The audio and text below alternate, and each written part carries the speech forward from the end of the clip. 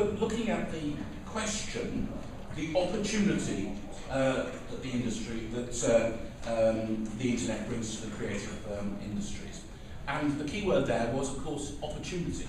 Because so much of what we hear, as parliamentarians, is about the threats to creativity and the problems of back catalogues and intellectual property rights and so on, without really looking at what the opportunities can be for different organisations. And a very powerful point was made right at the beginning, was to remind us that distribution is not the same as creativity. Indeed, if the distributors are taking 92% of what the consumer is paying for that product, there is an enormous gap there. And so what is right for the distributors is certainly not the same as what is right for those who are creating the material in the first place. And there clearly are quite a number of obvious opportunities. The first is speed.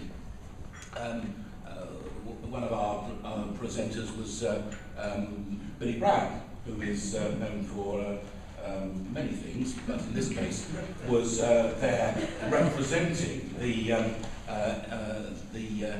interests of creators. And he gave the example of being moved on a long car journey listening to the radio to write something, write a song about the phone hacking scandal. He sort of tried it out at the gig he was doing that evening. Somebody filmed it on a mobile phone. It was on YouTube and through his website that night, and it attracted so much interest. He then got some people together to record it the following day. Now that's a speed which the traditional business models would not have allowed. Then there is the opportunity about making it easier to discover things.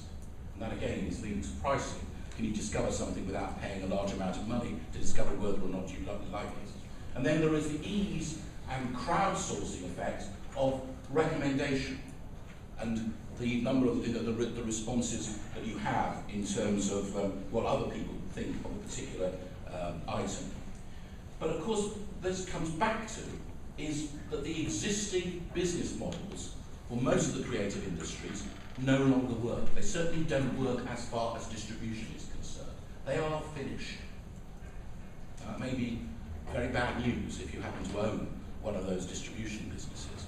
But you look at the financial problems that Kodak are in at the moment, and the issues that they face, well, that's because not many people buy that film that we all used to remember as children, those of us remember as children.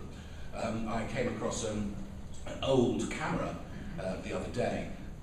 My 12-year-old couldn't get her head around the fact that you couldn't see what photograph you'd just taken with it immediately to decide whether you wanted to keep it. So that's a business model that is over, and that is the way in which distribution has changed. But you also have to look at the pricing. If the assumption is that if you sell something, a track for 99 pence, you sell 1,000 copies, that's very nice. You get nearly £1,000 from that in terms of revenue. But if in fact you sell it for a penny, which is the point at which the accountants would normally tear out their hair, if you sell 1 million copies of that, I'm sure you're all good at maths, you've made 10 times the revenue. So that is a really important issue in terms of addressing what is appropriate. Billy Bragg also made the point, I'm quoting him because you will automatically have heard his name as opposed to our other eminent speakers, but Billy Bragg also made a point about peer-to-peer copying.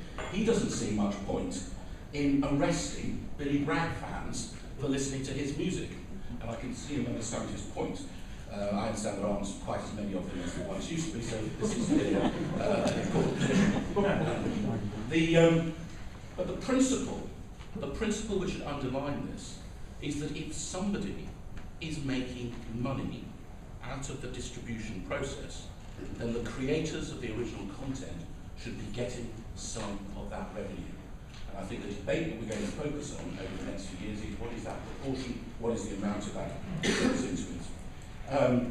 I think we also had some very interesting discussion about whether you should offer music streaming, video streaming and so on as a basic service within other packages of service. So there's no question that there are a whole series of opportunities here.